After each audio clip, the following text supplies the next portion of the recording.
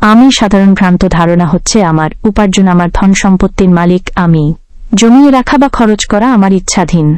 এ থেকে কাউকে কিছু দেয়া না দেয়া আমার ইচ্ছার উপর নির্ভর করে। কিন্তু আল কোরআনের শিক্ষা এর সম্পূর্ণ বিপরীত। সূরা আদ-দাহরিয়াত আর জারিয়াত এর 19 আয়াতে সুস্পষ্টভাবে বলা হয়েছে, নিশ্চয়ই তোমাদের সম্পদে নিঃস্ব ও অসহায়দের অধিকার রয়েছে।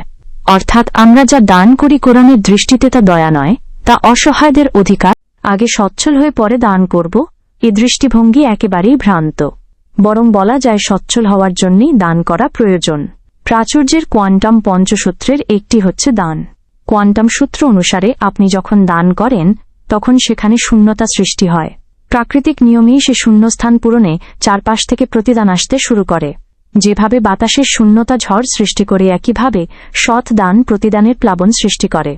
দানের ধর্মীয় নির্দেশ নিজ নিজ সামর্থ্যানুযায়ী ধনী গরিব সবার জন্যেই প্রযোজ্য। আপনার যা আছে তা থেকেই দান করুন। দানের ক্ষেত্রে পরিমাণ নয়, আপনার আন্তরিকতায় প্রমাণ করবে আপনি বিশ্বাসী না অবিশ্বাসী।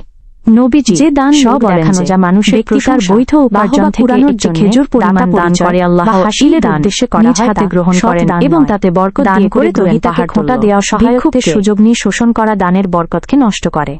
দানের বিনিময়ে গ্রহীতার কাছ থেকে যদি কোনো সুযোগ আনুকূল্য সমীহ বা বস্তু করে বলেছেন সৃষ্টি করা হয় তবে তা যথার্থ দান হচ্ছে তোমার যারা আল্লাহর সন্তুষ্টির জন্য দান করে যা জমিয়ে রেখে যাবে এবং তোমার হিতাকে এজন্য তোমার উত্তরাধিকারী দেয় না তারা পুরস্কৃত হবে। ঋগ্বেদে বলা হয়েছে ও দুঃখ কষ্ট থাকবে না।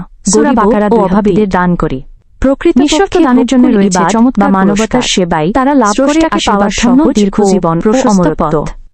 ঋগ্বেদ 1:11